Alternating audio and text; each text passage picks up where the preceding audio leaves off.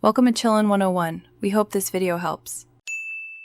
In this video, I will explain how to remove your Nissan Versa backseat. First, ensure your safety by disconnecting the negative terminal of your car battery. This prevents any accidental electrical issues.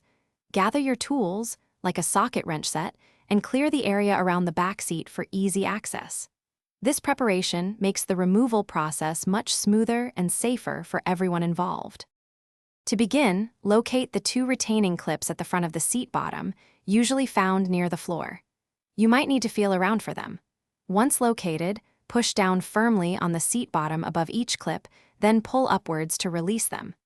After both clips are disengaged, lift the front of the seat and pull it forward to completely remove the bottom cushion. With the seat bottom removed, you can now access the bolts securing the seat back. These are typically located at the lower corners of the seat back. Use a socket wrench, often a 10mm or 11mm size, to remove these bolts. Once the bolts are out, lift the entire seat back upwards to disengage it from the hooks on the rear dash frame. Carefully guide the seat back out of the car. Reinstalling your back seat is essentially the reverse of removal.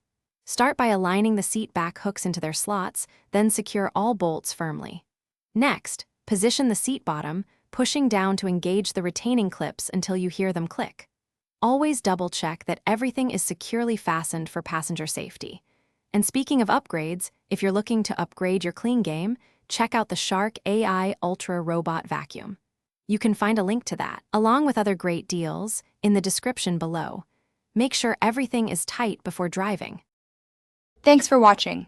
Consider subscribing if we helped you.